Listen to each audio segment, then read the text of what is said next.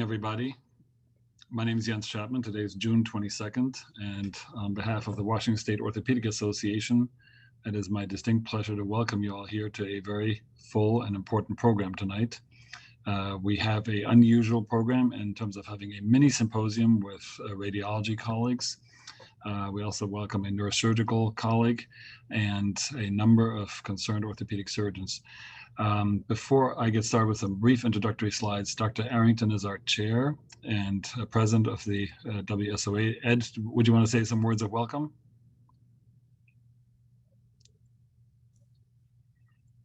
Otherwise, I'll ask Dr. Alan Greenwald, who started this whole initiative with osteoporosis, to unmute and give us a word of welcome.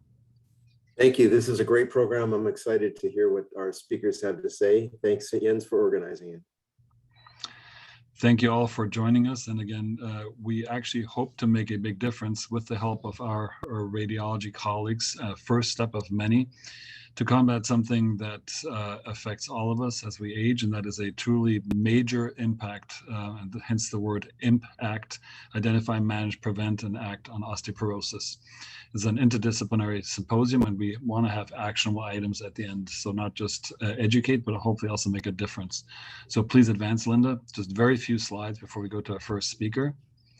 We'll have a brief reflection here, and a very cool new, she's a PGY2 only, I promoted her. Dr. Bowie from the UW will give a survey result you've never heard. This is a brand new research project that she's done.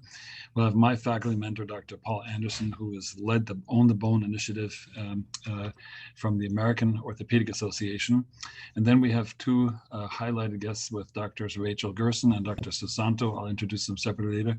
Discuss radiology perspectives, because we have a specific ask for the radiology community in our state, and maybe this can serve as a model function. And we'll then talk about practical care implementations in a direct example by Dr. Neil Schonard. And again, a brand new presentation from red hot off the press from Dr. Jeff Fravert, one of our wonderful neurosurgery fellows, who's actually done a very novel application of how to use bone density measurements. And we'll end up with a panel discussion and have hopefully concrete formulatable next steps. Next slide, please. Before I go on, I want to reflect for a moment on Dr. Preston J. Phillips, who got murdered earlier this month. He was our past president, served with great distinction in the state of Washington. He was a faculty member at Swedish, and he was a frequent guest at Harborview. He was a trained spine surgeon and a trained trauma surgeon. He was an AO fellow. And he was a great humanitarian and an extremely compassionate surgeon. And just like the three other human beings who were murdered senselessly by an out of control former patient of Dr. Phillips, this fulfills us with great sadness. So please visit our website for further details. And if you so wish to, it was Dr. Phillips's wish to donate to the St. Francis Emergency Fund. And he was, again, a great philanthropist, great colleague, and we will miss him. Thank you for your recognition of this wonderful man. Please go ahead. So this is my only slide, and then we'll move on to the mainstay program. This is actually from my clinic earlier today. Why are we here? 66-year-old female, highly functional, recently retired medical practice manager. She loves life. She's been on steroids for what has been declared to be rheumatoid arthritis. She fell off a chair while hanging lights for Christmas in December. She had low back pain. She visited a local ER. The slide CT is shown on the left-hand side. And she was treated with PT. She came to our clinic today. She can barely walk anymore. She cannot stand upright anymore. And this is the new CT scan. She now faces a very major, complex and complication-prone surgery with prolonged recumbents. And again, this I will hypothesize was unnecessary and could have been kind of avoided with an earlier intervention. That's a point not to be discussed further right now, but this leads me to the fact that recognizing osteoporosis earlier, acting earlier is important. So hence this Project Impact, which I want to credit our board member, Dr. Alan Greenwald, for starting. So without much further ado, our first speaker is a rising star in orthopedic surgery, Dr. Gabrielle Bowie. She's a PGY2, she's on call, and she put together a survey to serve as a foundation for Dr. Anderson's presentation on how comfortable is the next generation of young orthopedic surgeons in identifying and possibly managing osteoporosis. Elle, thank you for joining us tonight. Glad you made it in person, despite being on call. Thank you very much for this opportunity, and thank you very much for that introduction, Dr. Chapman. Hold on, let me just share my screen.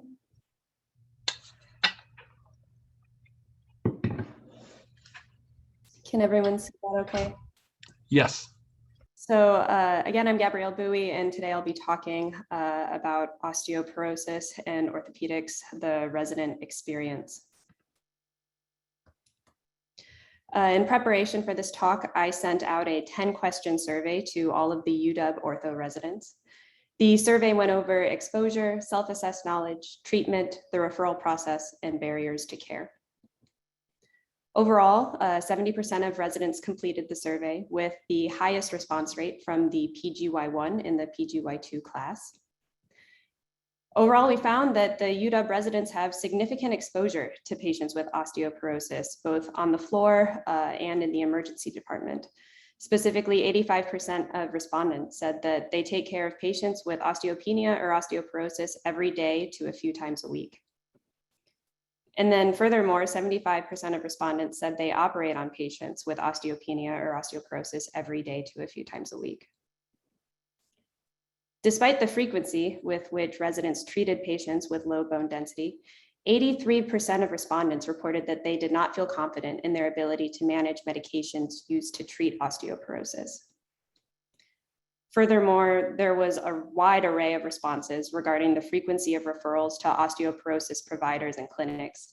Specifically, only 2% of respondents said that they always refer patients with fragility fractures to providers who will medically manage their poor bone density. And 78% of respondents said they refer patients to a provider less than 50% of the time. And it's possible that a component of the low referral rate is due to knowledge of proper referral processes, where 32% of respondents said they didn't know how to refer a patient to a provider who would manage their low bone density. The survey also asked about perceived barriers to care. Some of the most commonly cited barriers were comfort prescribing medications, lack of physician-patient time, difficulty referring patients to appropriate providers, and inadequate access to primary care. And then just a little bit of history. In 2009, AOA released Own the Bone, a web-based program that involves 10 prevention measures designed to change the way that orthopedists treat patients with fragility fractures through post-fracture care systems and multidisciplinary collaboration. And previous studies have demonstrated that these programs are effective as a way to initiate osteoporosis care. Specifically, Bogosh et al. Published a study where they looked at how many patients undergoing treatment for fragility fractures could be identified and enrolled in a program for osteoporosis education, investigation, and treatment, and receive appropriate osteoporosis care within that program. And this program included measures to coordinate referrals to metabolic bone disease clinics, nuclear medicine clinics, and physician and care team education. And overall, that they found in a group of 414 patients with fragility fractures, 95% were deemed to have received appropriate care for their osteoporosis. And these programs are important because studies have found that patients who are seen by osteoporosis management clinics have a lower risk of subsequent fracture. This was demonstrated in a retrospective cohort study, which looked at patients over the age of 65 with fragility fractures. And half of the patients were seen by an osteoporosis management clinic within 90 days of fracture, and the other half were seen by a physician, but not by an osteoporosis management service physician.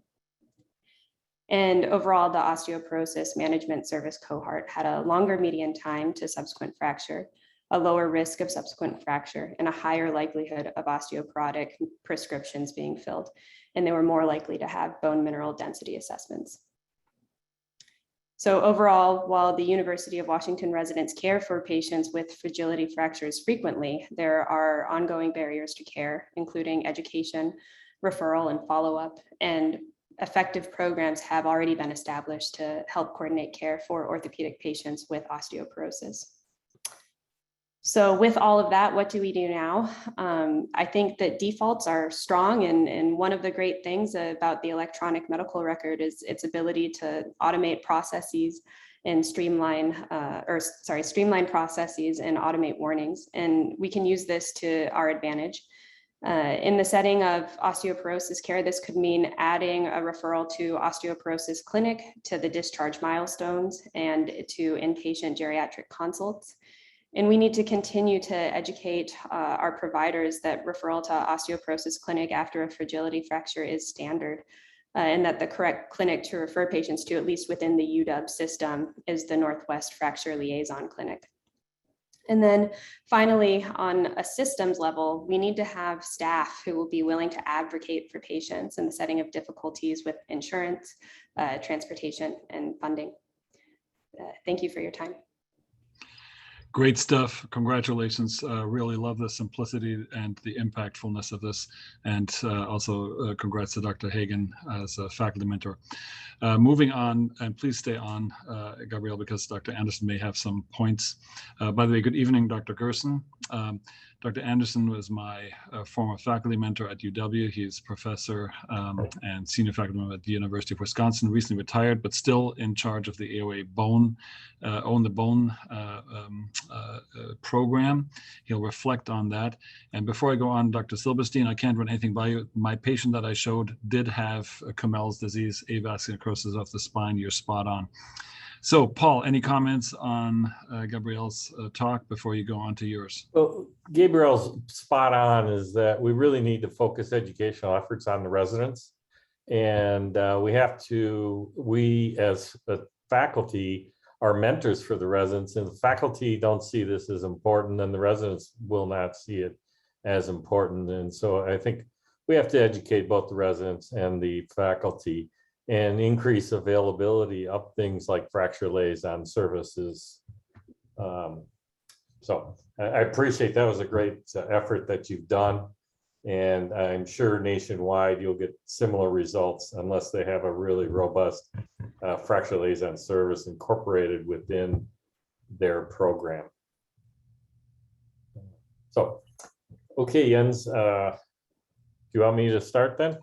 Go ahead. Okay, well, thanks very much to the Washington State Orthopedic Association asking me to be part of this very important symposium. My passion nowadays is osteoporosis and trying to prevent osteoporotic-related fractures. And I'm going to go over a couple of important points. First, here are my financial disclosures, which will not apply at all to this talk. But the objectives tonight are to, first of all, define osteoporosis in a clinical sense. And then just a couple of comments, because this is combined with radiology. I want to talk about advanced imaging. And then really the message is to encourage orthopedic surgeons to take ownership of osteoporosis. And that's the whole philosophy behind Own the Bone. And this initially starts with after the fracture, but also at least have one slide talking about maybe we ought to do this before we operate on patients electively to try to prevent complications. So what is osteoporosis? Well, the NIH describes this as decreased bone mineral density, bone mass, quality, or structure of bone that leads to a decrease in strength that increases the risk of fractures. Okay, that's a very nice definition, but how the heck do we apply that clinically? Well, the World Health Organization classified osteoporosis using bone mineral density based on DEXA scanning. And this was a real advance. This happened about 25 years ago. And they created something called T-scores. And T-score is basically a standard deviation difference from a reference standard, which in this case, in the United States, is Caucasian young females, usually 20 to 30 years old. And we all are familiar with the gradations of normal bone is greater than -1. Osteopenia is -1 to -2.5, and osteoporosis less than 2.5, a -2.5. However, this has poor sensitivity in that over half the patients with fragility fractures are not osteoporotic according to this. It also doesn't tell us who needs what treatment, if any. So now there's been a huge switch in the last few years to really look at fracture risk as the metric rather than bone mineral density. And fracture risk encumbers a number of things. And these include bone mineral density, but also risk genetic and demographic risk factors, whether you're falling or not, microarchitecture changes, mineralization, defects. And for us, most importantly, is fracture history is a real important, and all these will affect your fracture risk. And so we need to look at this a much more comprehensive definition. Well, how do you accomplish this? Well, several organizations, this is the National Osteoporosis Foundation, which has changed its name to BHOF, and the Clinical Endocrinology Society came up with a clinical definition of osteoporosis. And orthopedic surgeons and radiologists need to start considering this definition. And it's a patient who has a T-score less than -2.5, a history of a fragility fracture of the hip and spine since age 50, or a osteopenic type of T-score, but they have a high fracture risk probability using a fracture calculator called the FRAX. FRAX, you have to go to the website, plug it in, and you will get a number out. And I'll show you how that in a second. And criteria have been established for this clinical definition of osteoporosis based on FRAX. That's great if the hip fracture risk at 10 years greater than 3%, or a major osteoporotic related fracture greater than 20%. These are deemed high risk and they are accepted indications for medical treatment. So it's just not based on the absolute T-score. You also include fracture history and fracture risk into that. This is the FRAX tool for those who are not familiar with it. And it's incumbent upon orthopedic surgeons and residents such as Gabriel to utilize the FRAX. It's very easy to use. There's 12 risk factors that you type in. Now, in our situation, we have Epic, and most of this is blown into Epic, into our medical record. Now, we have a program that does that. Not everybody's going to have that, but you could just sit down with the patient and go through this pretty quickly. And you put in the inputs, and then this red box is the output. This gives you the major osteoporotic fracture risk as well as a hip fracture risk for 10 years. And the thresholds, again, are greater than 20% for the major osteoporotic fracture or 3% for the hip fracture. Those would be indications for medical treatment with pharmacological agents. So secondly, let me just comment a couple of things. There are going to be some other talks about advanced imaging, but the first one is vertebral fracture assessment. This is a derivative that can be done at the time of DEXA. Patients lay on their side and the X-ray machine goes down the length of the spine. So you get an orthogonal X-ray beam to each disc space, theoretically. And what you're looking for are occult fractures. Because wedging of the thoracic vertebrae are common conditions that may not be related to fracture, those are discounted. But what you're looking for are what's called moderate or severe compression or burst type fractures. And depending on what population is studied this way, there'll be 20 to 30% of people will have occult fractures diagnosed with this VFA. And this will change, as I just mentioned, to the clinical diagnosis to osteoporosis, maybe away from osteopenia. Especially in spine surgery patients, it'd be really nice to know that there's occult fractures proximal to where we're going to instrument.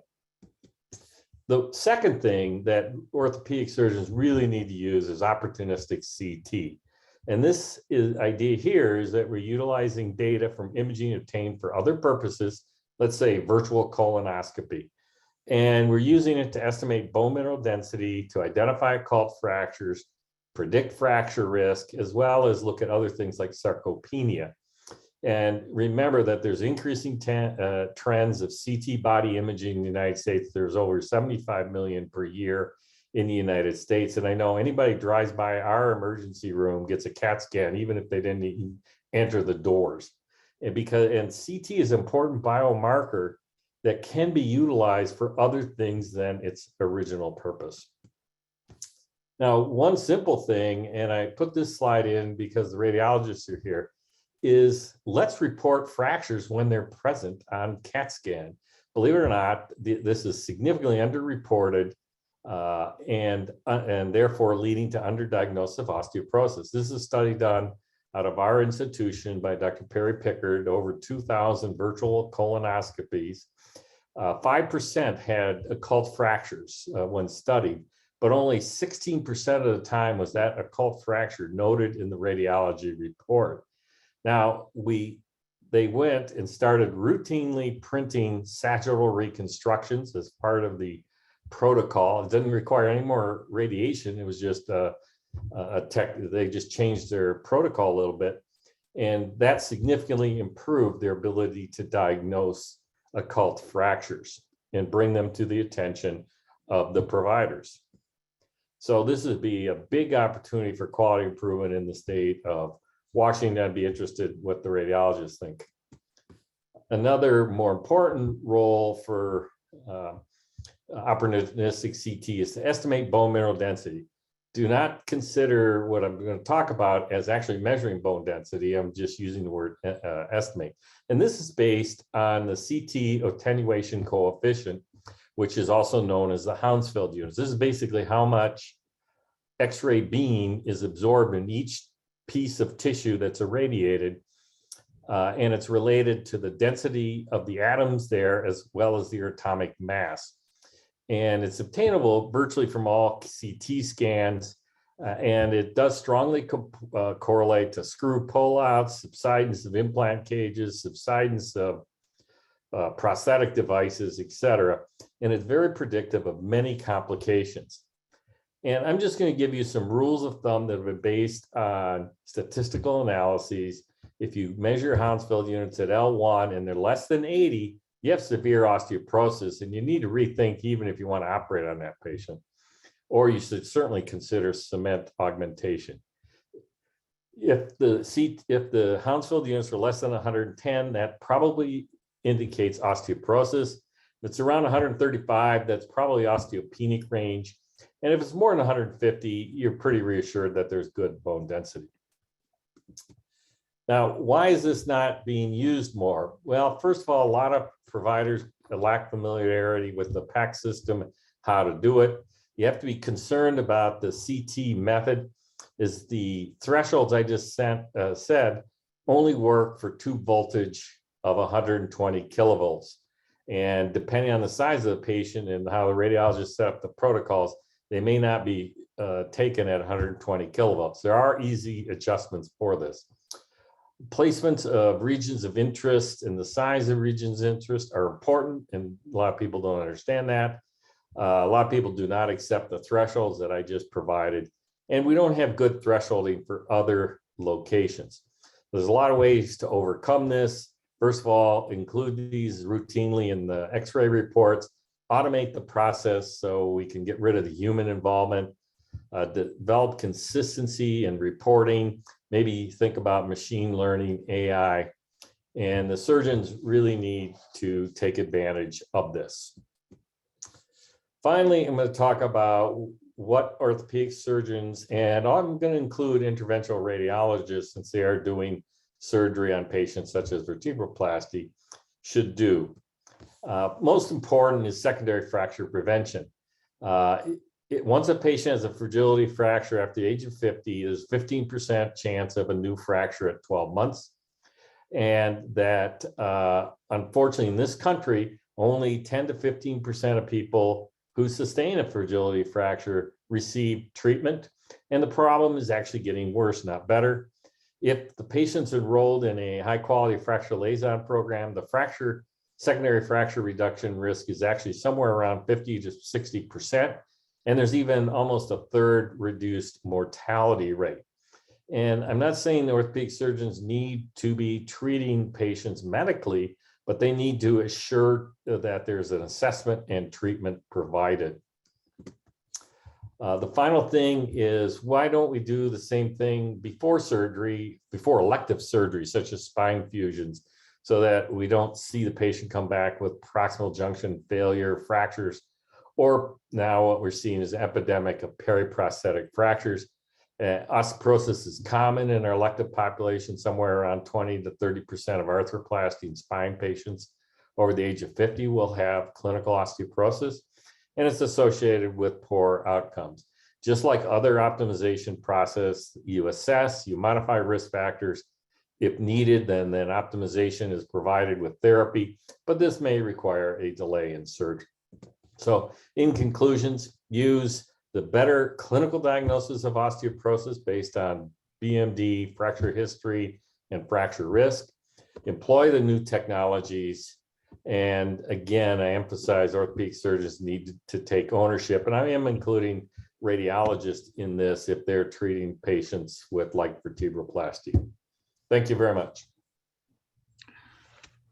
Paul, thank you so much. Hard-hitting and big picture perspective, and nobody better than you to bring this subject to us.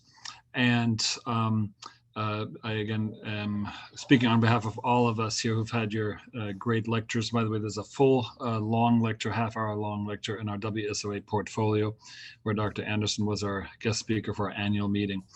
So we want to make a difference here. And by the way, I'll ask Linda to put into the chat box a FAQ, a frequently asked questions fact sheet.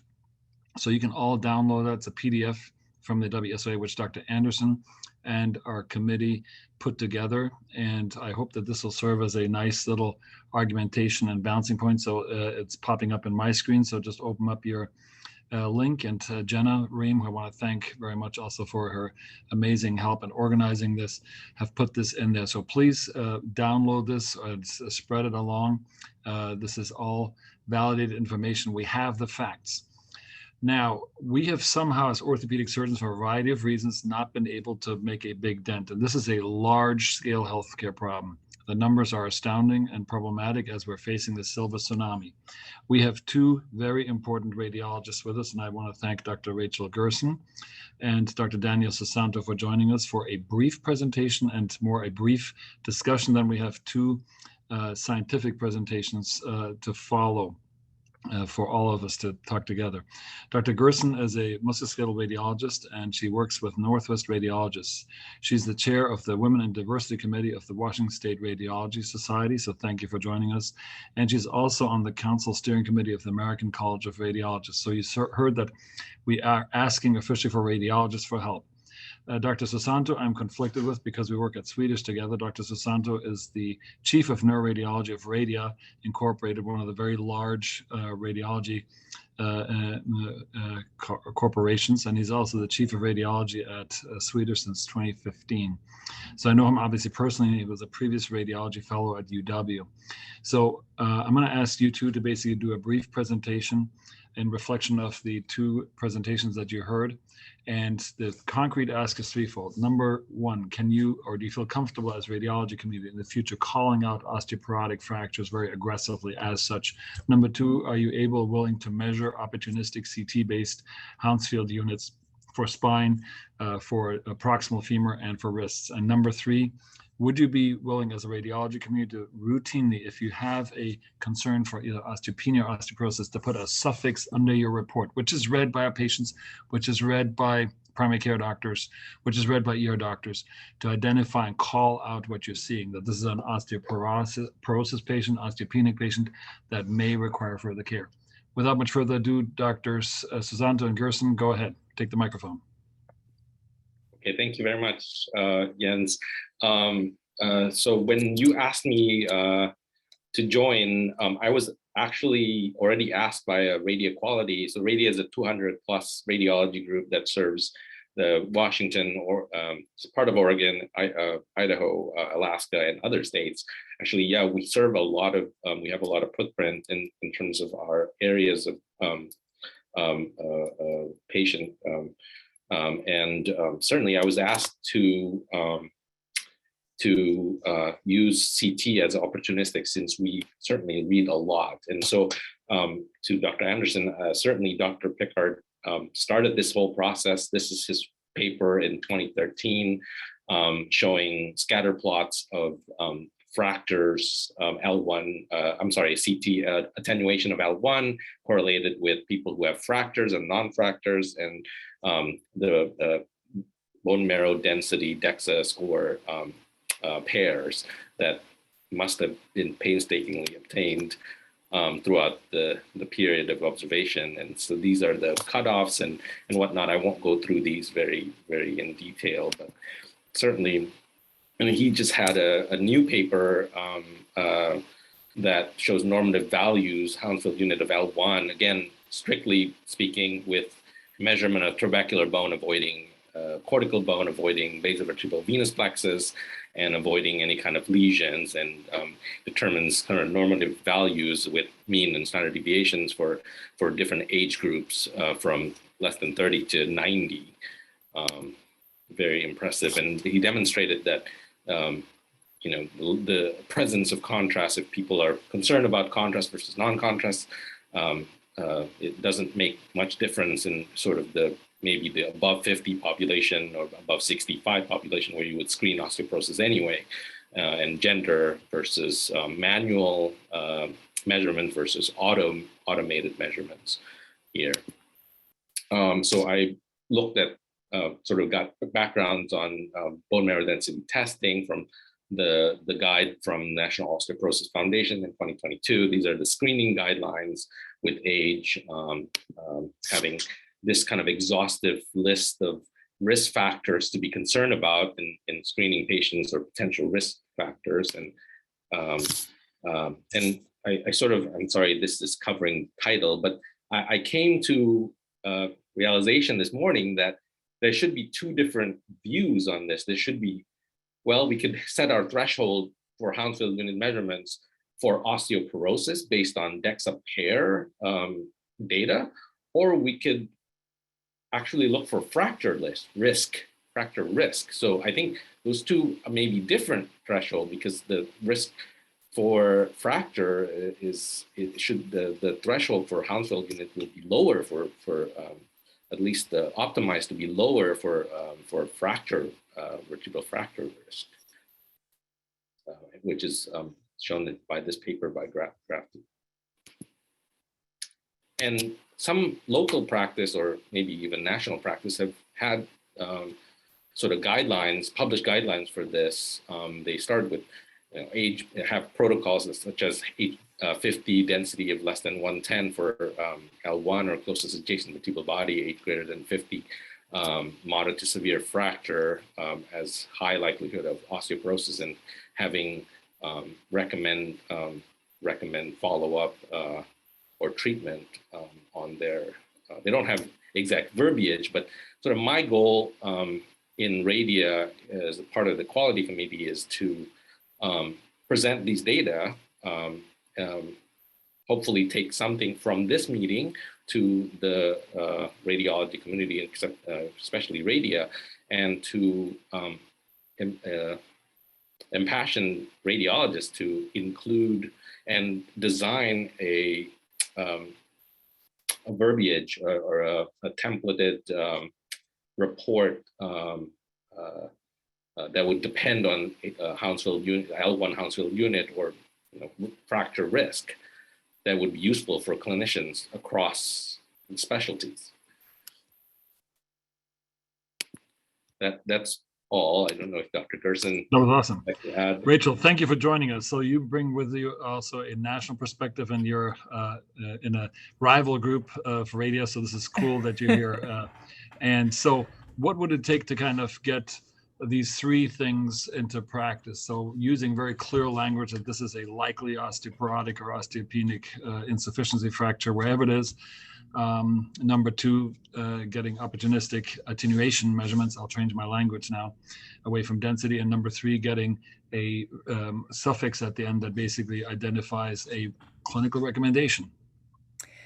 Yeah, I mean, I think this is such a interesting question, and it applies to so many areas in radiology and healthcare, with not just osteoporosis, but I practice in Bellingham, and we do sort of on an inconsistent basis, we'll take a Hounsfield measurement on an L1 vertebral body in an older person on a routine CT scan. But I would say it's inconsistent in who does it, how often we do it, how we select the CT on which to do it, right? And I think that's the challenge across the board, right? And to my mind, this is the perfect application of something like machine learning or AI. And this is not always what's being done. There are certainly companies that are working on that kind of thing that would automatically give you the Hounsfield unit, so you didn't have to add it to your list of things to do. But also the development of tools that allow you to put in that allow decision support or assist with decision support, right? So, and there's certainly, you don't necessarily need machine learning for all of that. We have templates that we can create in our voice recognition software, where we can add a macro that would say, if you fall in these categories, if the Hounsfield unit measurement falls in these categories, or if this fracture is detected, we consider this follow-up. I think one of the challenges with that is, and similarly with terminology, right? Some of it is just practice, pattern, and habit. We dictate quickly. We say the same thing we've said for 20 years because that's the fastest way to do it. And getting people to use new verbiage. This comes up for our practice with modic end plate changes in the spine. If we say it a certain, we have requests from some surgeons to say it a certain way to justify insurance reimbursement for surgery. People don't always say it that way because that's not how they've said it before, right? So this is, I think, an area where automation is really helpful because it just makes it easier for people to standardize their language. I do think, and I'm curious what other people think about this as well. But one of the challenges, I think, is sort of where these CT scans come from and the overload of information. So, a lot of the CTs I read are out of the ER. The more things I put in the impression for the ER doctor, the more things they order, the more things they don't know what to do with, right? And I think that that's a big challenge. We've recently started doing opportunistic calcium scoring for people who come in for routine chest CTs. And it's a similar problem. We put in the scores, we put in a standardized macro at the end with recommendations, and the person who ordered the study doesn't know what to do with that. It's not why they ordered the study. It's overwhelming to them. So how we integrate those things, I think, is part of the challenge. Where is this study coming from? Who's reading the report? Who's going to take that information? Is there a trigger in Epic? That, again, that's an interoperability question, or potentially a machine learning question of, does the system recognize that these recommendations are now in the report and notify the appropriate doctor? Because as we know, a lot of this care is unfortunately siloed. And so the person who receives that information doesn't necessarily know what to do with it, and it kind of ignores it because that's not the information they were looking for, or they don't know what to do with it. So those are just throwing out some challenges. I'm curious what other people think about that, but I think there's a lot of potential here. I think it's the one other thing I would mention, and this comes again a little bit from the national perspective, but as I was listening, I was thinking this is a perfect candidate for a MIPS value pathway for the quality payment program from CMS. I don't know how much people are familiar with the quality payment program, and it's been delayed over years, but the new model, and they're rolling out 7 different ones in 2023, supposedly, is sort of these coordinated care models where, for example, if you're doing a joint replacement, can you check off that you notified the primary care physician, that you set the person up with PT for follow-up, all these different measures that you can say improve quality and can help you participate in the Medicare Shared Payment program. And this is a perfect example for this. And in radiology, we're always talking about how do we fit into these models, because we're often ancillary, and integral, but ancillary, and we're not well, this is a place where we could get points for participating, where primary care could participate, where orthopedics participates. So I think this is actually a perfect example, and they're looking for people to develop maximum value pathways, and I think this fits right in. Great thing. I didn't even think about that, but let's carry on the discussion after 2 scientific presentations, which will be both about 5 or 7 minutes long, very poignant. One by Dr. Shawnert first about interventional radiology and how early diagnosis and intervention actually led to payer change. So very timely for your comment, Rachel. And then after that, on the diagnostic front, Jeff Fravert has kind of done something that will lend itself towards machine learning, but also using a dynamic approach for opportunistic CT attenuation for clinical benefit. So Neil, take it from here.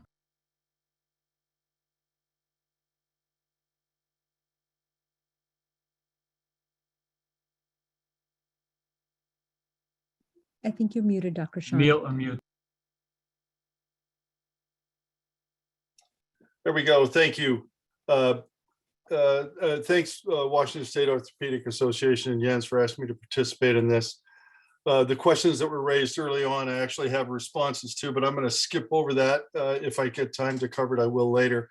I'm going to approach this differently than Paul did. Paul, Jens, and I have participated in collaborative work for over a decade and a half, and I'm going to come at this from the perspective of working together. I'm going to reference an Anglo-Irish writer named David White, W-H-Y-T-E, who in writing about working together mentioned that the visible and the invisible, the tangible and the intangible, working together in common cause produce the miraculous.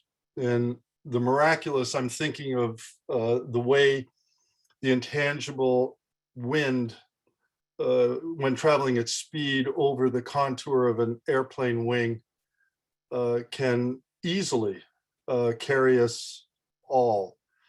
And we can do the same thing in osteoporosis. If we look at this from the evidence and from the tangible, this is a horrific disease that affects every other woman and has horrible consequences and horrible costs. And Linda, if you could give me the remote, I can run this. There we go.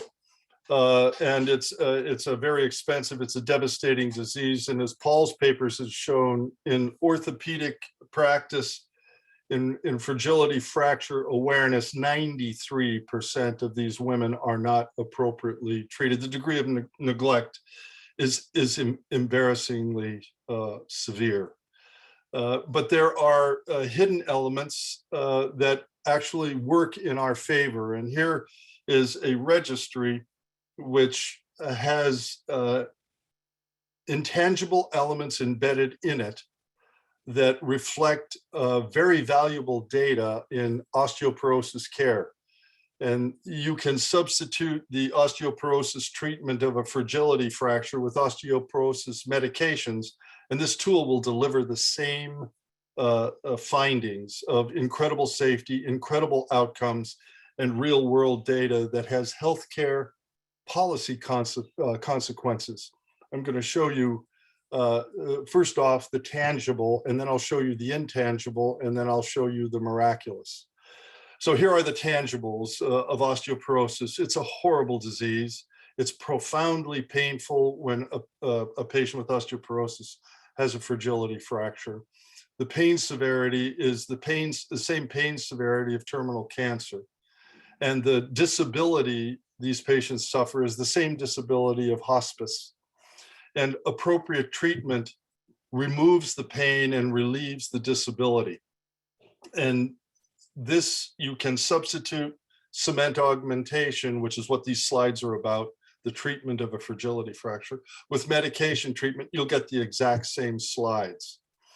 And these are the miraculous slides. I showed these slides myself, and my colleague Doug Beal presented this to 4 different Medicare administrative contractor meetings, which were doing local coverage determinations for authorization of osteoporosis care, and it changed national healthcare policy.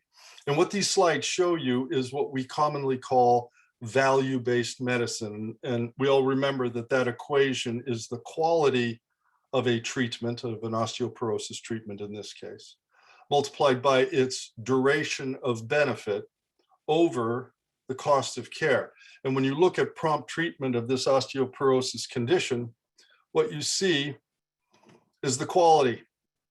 So it's a profoundly disabling disease, profoundly painful, and when promptly treated, it disappears. And it disappears for the duration of the study. So the table shows you the quality of the treatment.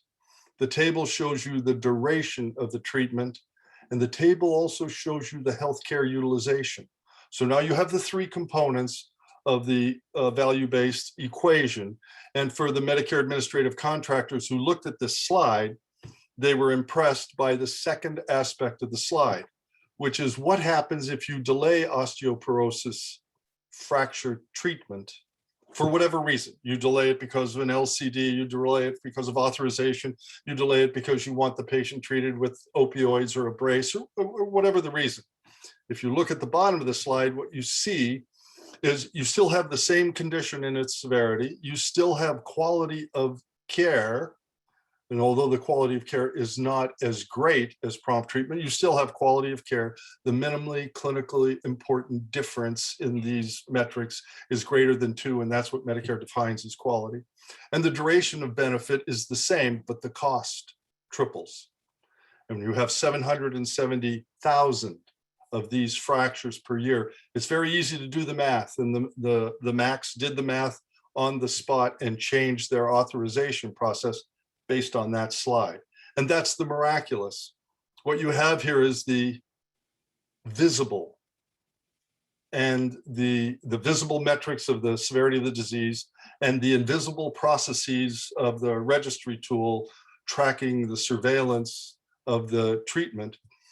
And out of it comes the miraculous healthcare equation that proves the way we treat our patients can be prompt, efficient, and financially responsible. So when we look at this from the tangible and the visible, the orthopedist, the emergency room doc, the primary care, and the interventional radiologist see the fracture.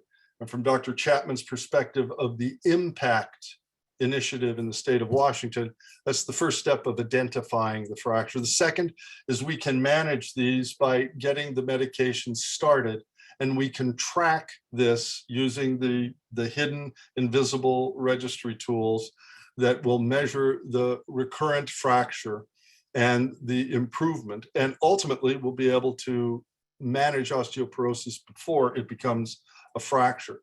And the best way to do this is to develop centers of excellence that can deliver this impactful care. As it so happens, the Proliance Surgeons Incorporated group sees many fragility fractures, and instituting a fracture liaison service, as Paul Anderson has very beautifully outlined. We would be able to see wrist, ankle, knee, hip, spine, shoulder fractures. And instead of having a 90% failure rate, we could have a 90% osteoporosis medication treatment rate. We have invisible tools that intangibly work in the background to develop the patient-reported outcomes and the healthcare utilization technology. And those tools are already operational within our organization, and they are available for people who want to engage in this. And what you get with the PROs and the healthcare utilization is you get the miraculous benefit. And that same thing will occur with the IMP-Act initiative.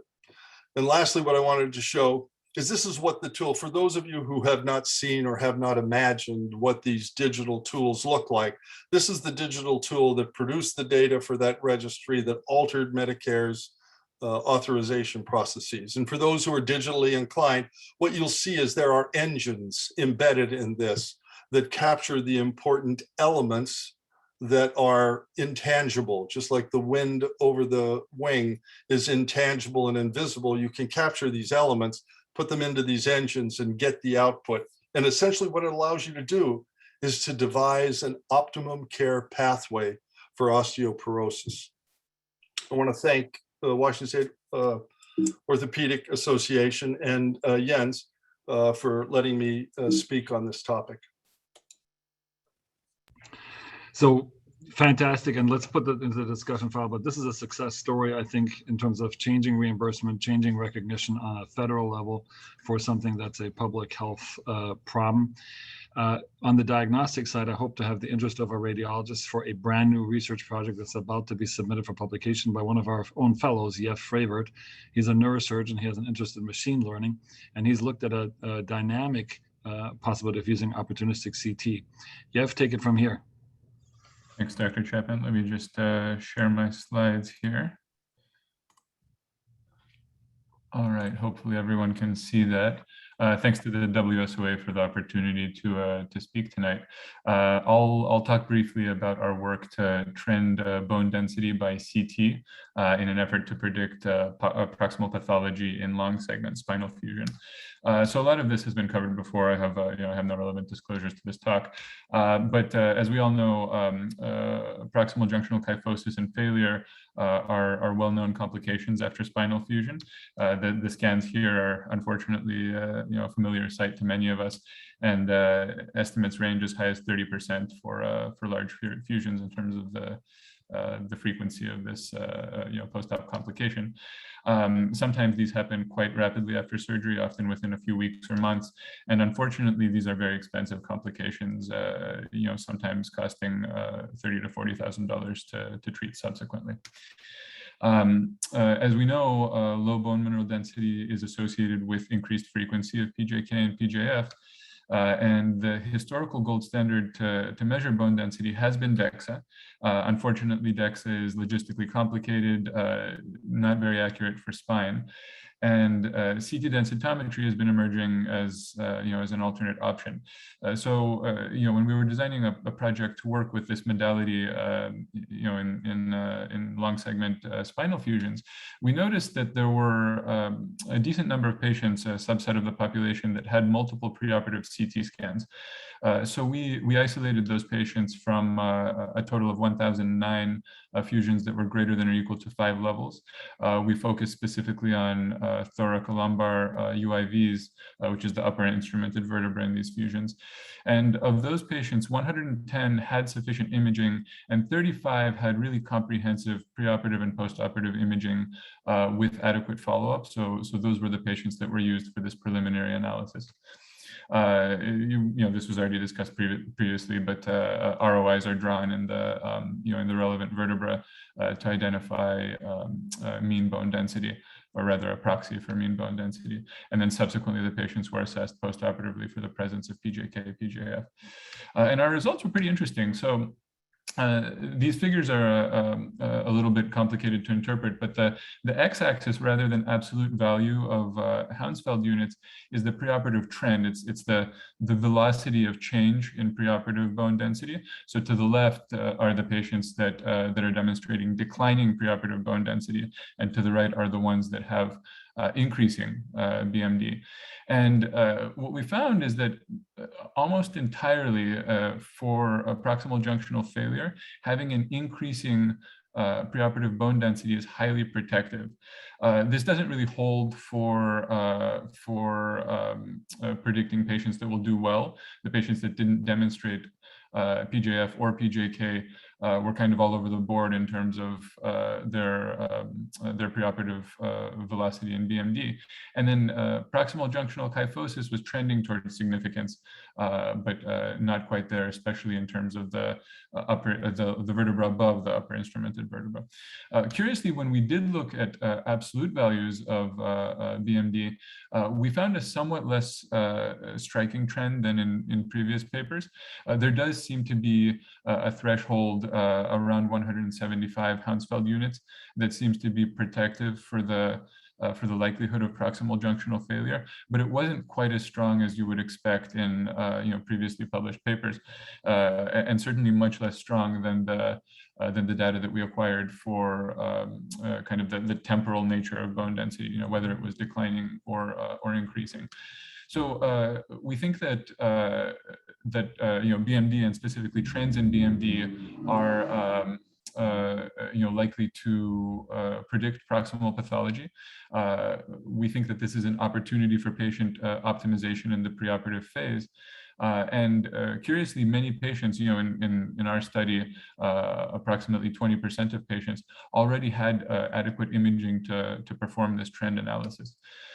So in terms of future prospects, this has already been discussed, but this is certainly an area that's ripe for automation. Certainly this could lead to a reduced utilization of DEXA and hopefully improved patient outcomes. And we can all anticipate a future where a surgeon plans a T10 to pelvis, but then there's an automated system that suggests that perhaps the surgeon should instrument the T8 instead, because the bone density at that level is more favorable. And with that, I'll be happy to take questions. Outstanding work, both Neil and Jeff. I thank you both. And this is red hot off the press, not published yet, just like Gabrielle, who gives a great survey. We open and close with the future of medicine. So I want to turn the microphone over to Drs. Gerson and Susanto. You have us all here. You've heard our pitches, our concerns. We're looking to you, the radiology community, to see whether you can help us by having a common lingua franca, either in your two very powerful groups, Northwest Radiologists and Radia, as spearheads, or in our state of Washington through your political ties, before we try to go a bigger picture. And you saw how passionate we're about it, and we'd like to ask for your help to kind of form the common denominator, whether it's image or information overload or not, is less of my concern as trying to avoid the case that we showed at the very beginning, where this lady was seen, properly identified, burst fracture, but then just kind of got lost in the weeds until she had her Camel's disease. So what can we do to kind of get the three things done? Call out osteoporotic fractures as they are. Number two, maybe utilize HU attenuation more commonly than what we've done before, opportunistically. Dr. Anderson's great paper and the Pickard paper. And number three, the suffix, getting a clinical hint, hint, hint, push, push, push into the record. I don't know who wants to go first, Rachel, Daniel?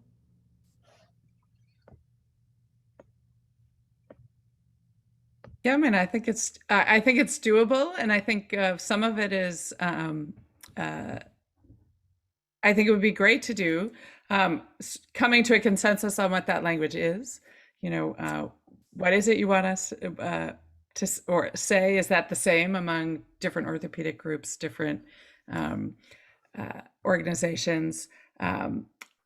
Which CT scans we're going to target? Is it every single CT scan? Is it only in CT scans over certain ages? Only, yeah, those kinds of things.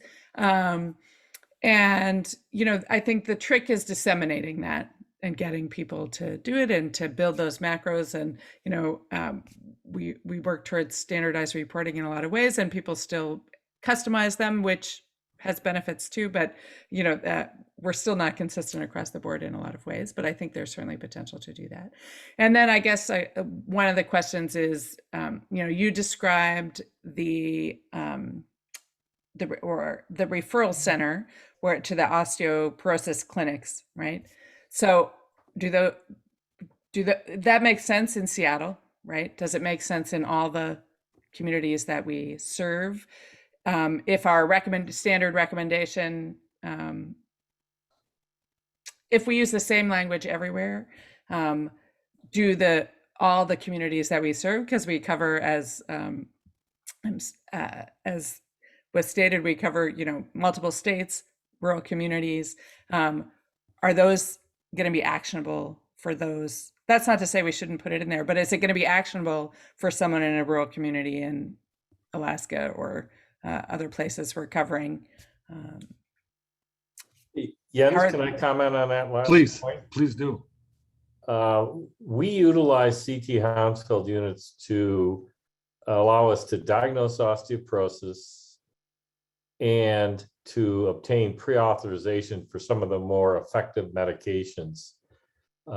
So it is very useful, but it does need to have consistent language so that the insurance companies get used to seeing that. So I think it would work equally in a rural setting as well as an academic medical center.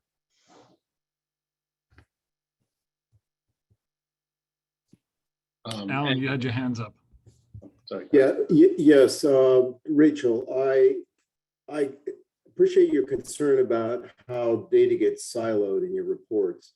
Would it be best to start with something that's tangible, like any spine that has a vertebral body fracture automatically gets an opportunistic houndstooth rating or report, and that it gets put into the report as a diagnosis rather than someplace in the body of the report, rather than where it gets lost, because we might not read that, but if it's bullet point number 4, and then with a recommendation for further evaluation, possible treatment, You know, what people like myself and other treaters find is that it's so hard to get a DEXA scan. The insurance doesn't pay for it. And that goes back to Neil's point about getting the stakeholders to appreciate that there's cost savings in this thing. But if you wait for 4 months to get a DEXA scan and the patient's then getting a secondary fracture, we've lost that boat. So let's use whatever opportunistic data we have to move forward and get this thing going faster. So my recommendation would be at least to start with something like an obvious fracture patient, and then do it for sure on all those patients.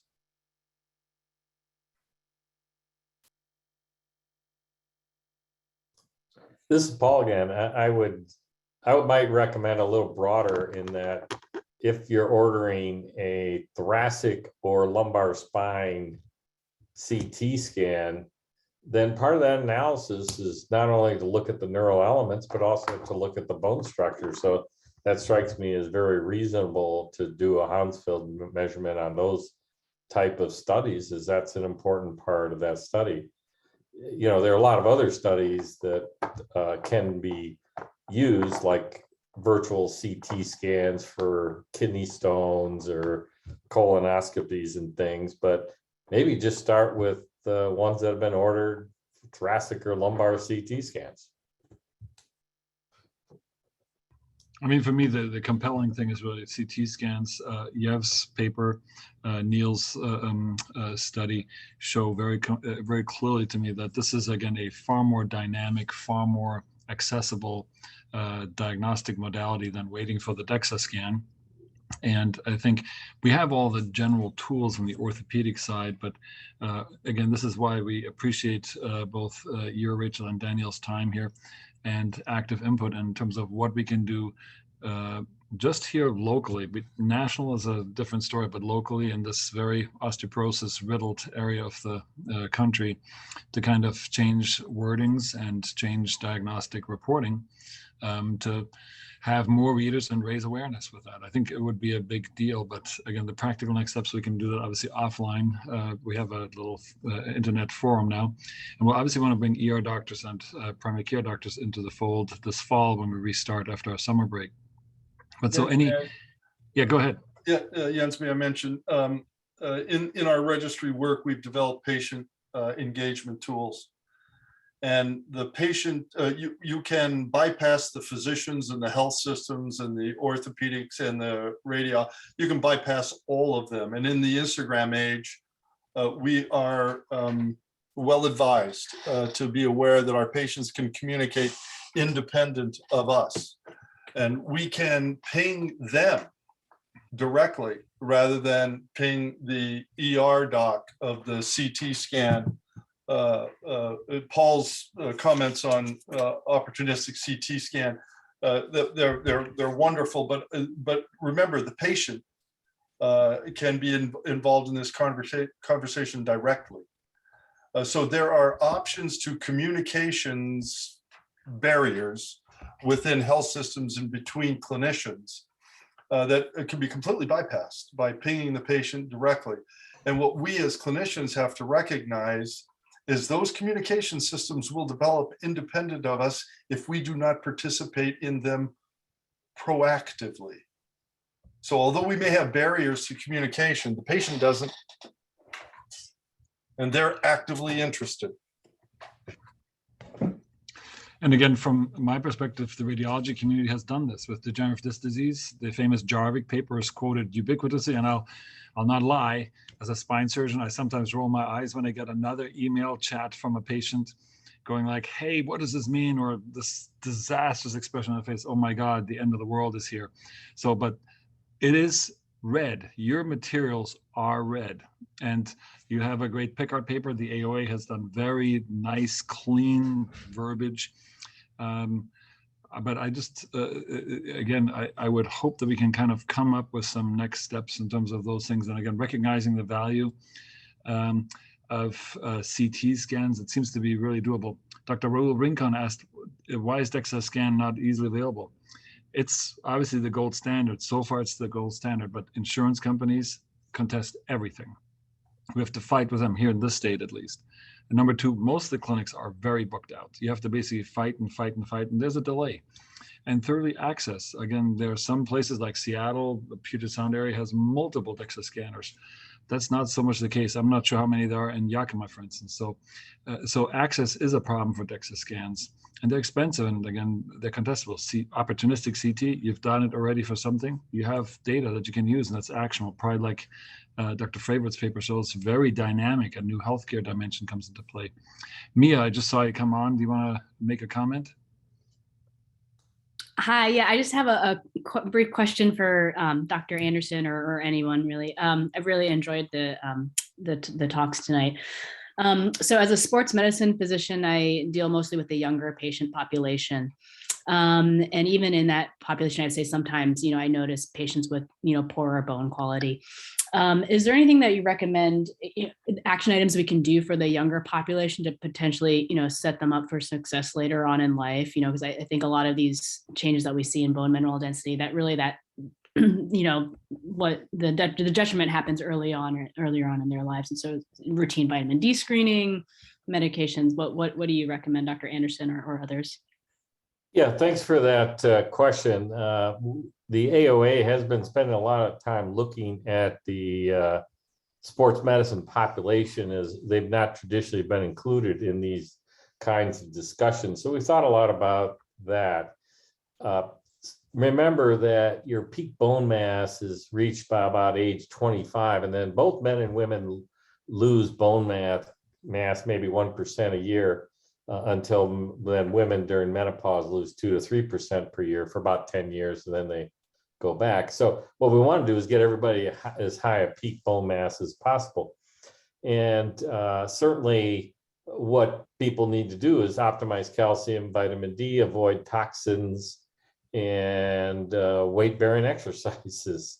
Then some of the women, particularly women athletes, run into a lot of different hormonal problems. Eating disorders are prevalent in that group, and you need to fight through all of those and try to work on solving all of the potential secondary causes of osteoporosis that you can.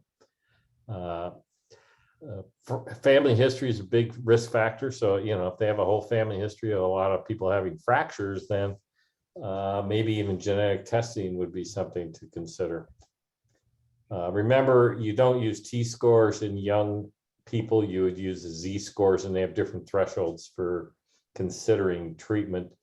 But unless people are fracturing, we generally are not treating younger people with medications necessarily. But you can optimize everything else. Mia, this is Neil. I took a practical approach for both of my girls from age 8 on. They were on vitamin D and 1,200 milligrams of calcium, and they didn't go to school until they swallowed those. And for young girls, those are horse pills. But you didn't go to school till that was down the hatch, and that stopped when they were in their late teens and graduated from high school. When they go to college, they can do what they want. But I put as much money in the bank as I could. Excellent effort, Neil. I think most of the bone endocrinologists would say that dietary intake is way more important than supplemental intake. Not that you should not have tried that, but if you could get them to eat better foods, they'd be more successful. Paul, you made a really excellent point before also about fracture risk. We could spend a lot of time talking about Hounsfield units and opportunistic CT and DEXA scans, but I think that when it comes to treating and recognizing patients that need to be treated, the fracture risk is probably going to turn out to be more important. Somebody with a family history of a fracture or previous fracture themselves, I think we need to be more cognizant of those patients and recognize and treat them earlier before they break something. That's where the primary care doctors are going to need to step up. So we're at end of time, but we can carry on a little bit more informally.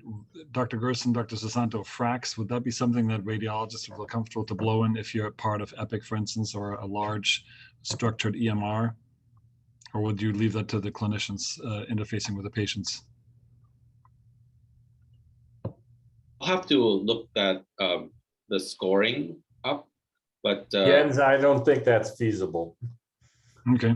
No, I'm just Because asking. there are certain questions that they wouldn't have the patient there to ask, like, did your mother have a hip fracture is a real important one.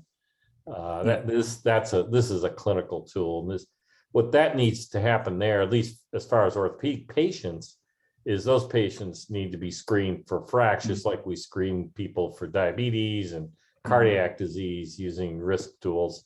We need to be using the fracs in the orthopedic office.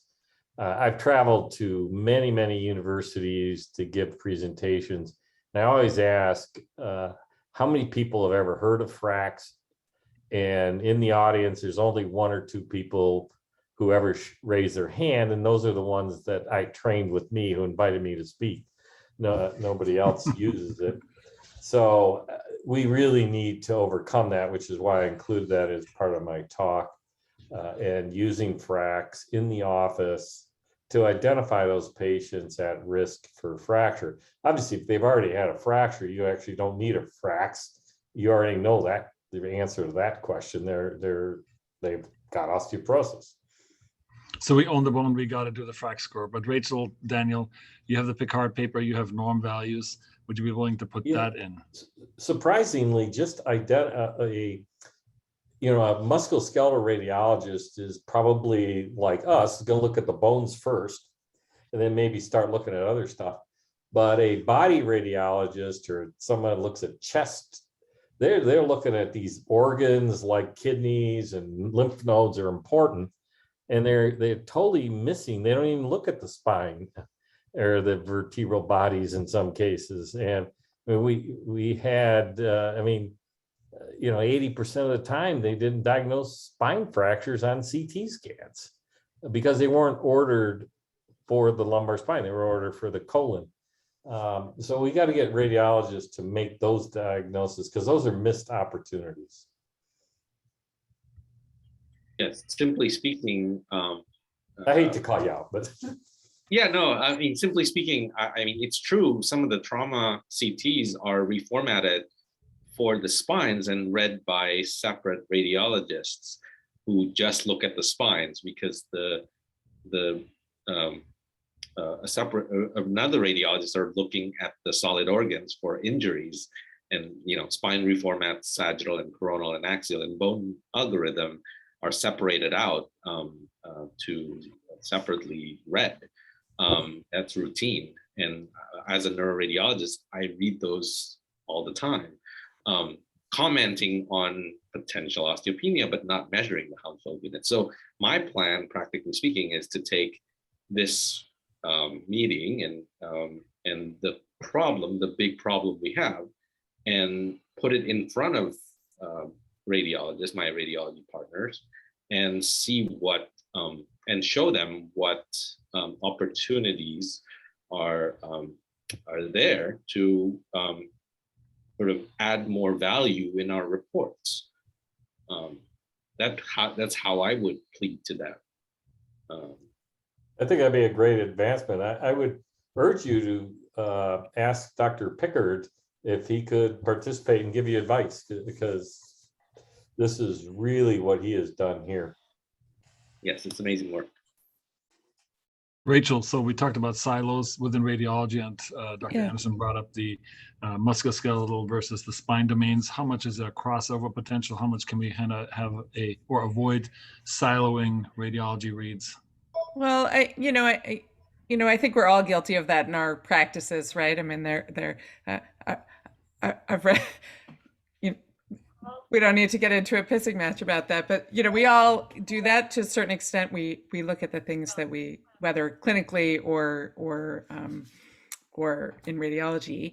That said, and it's certainly true that you're reading 50 CT scans from the ER.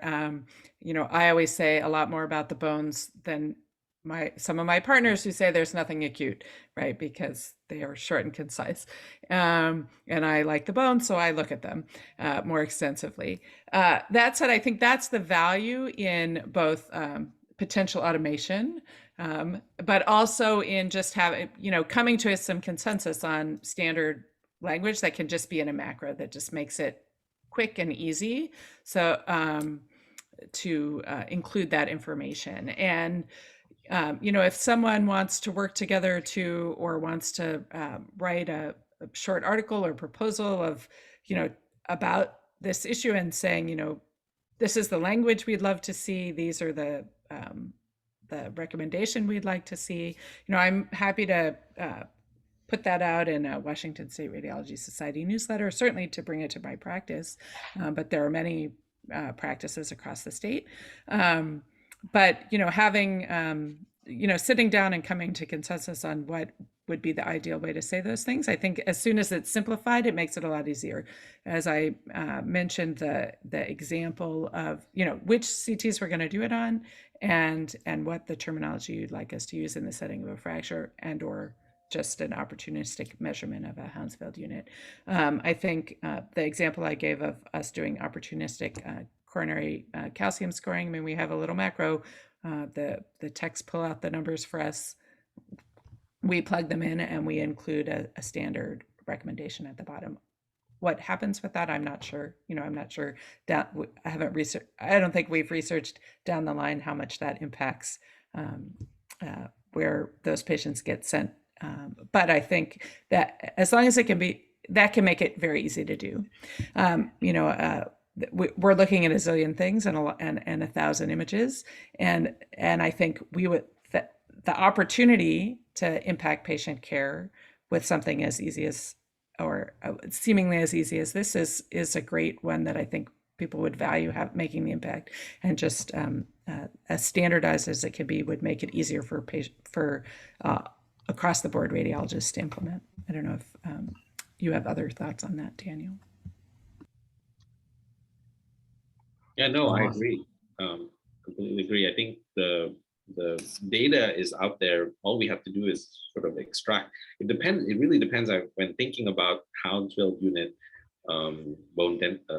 proxy for bone density. In my thinking about it is that, how sensitive do you want to be? How specific you want to be? It depends on the age group. For example, that slide I included about the specifics that a known practice around us has implemented is that they have an age group, which is 50. Anybody greater than 50, if it's less than 110, they would suggest this. And of course, they don't have that language or verbiage. But again, this is why we have quality committee and kind of looking at it in different angles. And again, also really welcome a lot of our clinicians' input and orthopedic surgeons, neurosurgeons, family practitioners, primary cares. So to conclude, we're kind of over time, but this was so important. So I wanted to come here with tangible results. So may we suggest, based on what you said, Rachel, that we formulate 3 kind of concrete asks, again, calling out fractures as a separate bullet point, like what Dr. Greenwald said, as a osteoporotic or osteopenic fracture, or fragility fracture, whatever words we want to use. Number 2, when and where and how to get opportunistic bone attenuation reads operationalized, and hopefully automation and facilitation will help. And number 3, again, a reference, a phrase like the Jarvik example showed so well, maybe in front of one of the Pickford letters, or Pickford papers, stats, which is, again, I think very helpful. And is that an acceptable next step over the summer break? Yes. Daniel, Rachel? Yep, Paul? The only other question is, are the images formatted in a manner that radiology can easily diagnose fractures? For instance, if they're only printing axial images to view, then that's going to be insufficient to identify fractures. This comes up more with body CTs. A lumbar spine CT obviously is going to have coronal, axial, and sagittal. But a lot of the other ones, like a CT scan for renal stones, might not be printed with a sagittal reconstruction. That was how our hospital worked until 5 or 6 years ago. I don't know about with Washington if that's a problem or not, but that would also be helpful. I don't think that's a problem. Printing. What's that? I don't think that in particular is a problem anymore. Pretty much all CTs I see have coronal and sagittal reformations. It was interesting. We had the same thing with PET scans of all things, as they didn't print the sagittal images on PET scans, which is very frustrating when you're trying to plan surgery. In fact, I think sorry, yes. Yeah, go ahead, Daniel. Oh, I was going to say, in fact, I think the ACR accreditation also puts in place the KV or the tube voltage. So most of the time, unless we're trying to image somebody with high BMI, hardware, the standard tube voltage will also help us in terms of, that's probably the 99% tube voltage that we use for body, thoracic, and abdominal CT. Yeah, we found that tube voltage now is very variable at even at my institution. It used to always be 120 kilovolts, but now I'd say about 10% are at 100 and maybe 20% are at 140. I think the larger patients get higher tube voltages and smaller patients get lower, and that affects it. But there's a linear transformation that needs to be done, and that's something that would have to be built into the radiology report. They would have to correct for that. Yeah, especially the 100 kV would be better for, and probably be utilized for angiograms. Yeah, in your practical experience, as you scoured through hundreds and hundreds of CTs, how often did you have, or did you find non-reformatted CTs, and how difficult was it to accommodate for different tube voltage for various studies? How often was that a practical problem for you? Relatively frequently, and that's why there was so much attrition in terms of the initial patients we identified as eligible, and then the ones that made the final analysis.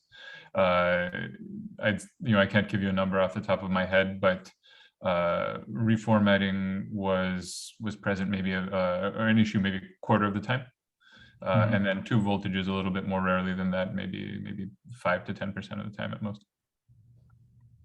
Great. No, thanks for the practical experience. So we have our next session, September 28th. We're taking a summer break. We're planning on having ER doctors with us, hopefully the next time. We'd love to present a follow-up with, hopefully, our radiology colleagues there to see if over the summer months in whatever small informal working group, email group, we can arrive at some thoughts. I think the reformatting thing Dr. Anderson brought up is a really important one also. And any other thoughts? Otherwise, I'll ask Dr. Arrington, our president, to close us out for tonight. However, I want to thank Jenna and our team, SSF, for having put this together, and our guest speakers. Gabrielle, great lead off, great stuff. I hope you'll publish this. Get those other residents to fill out their forms and expand to the fellows. Dr. Anderson, obviously, I'm highly conflicted with. I'm forever indebted to him for being my faculty mentor and my fellowship director. And of course, our radiologist, and then Dr. Schonert, who's made a bit of history, a miracle, as he called it rightfully, and Dr. Fravert for his cutting edge research and showing the dynamic value of these studies. Ed, do you want to take us out from here? Sure, Dr. Chapman. On behalf of the WSA Board of Directors, I want to thank Dr. Chapman and the WSOA Education Committee for putting on such an outstanding mini symposium on such an important and timely topic. And thank you for the outstanding panelists this evening, certainly who have all given us a lot to think about in our own practices, recognizing and treating osteoporosis as we move forward. Thanks again. With that, thank you. Have a good night. Stay well. Right.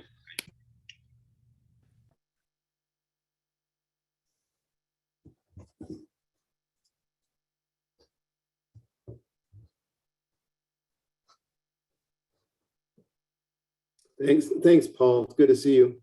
Yeah, good to see you, Alan. We're just waiting to hear back from AJRR about that study.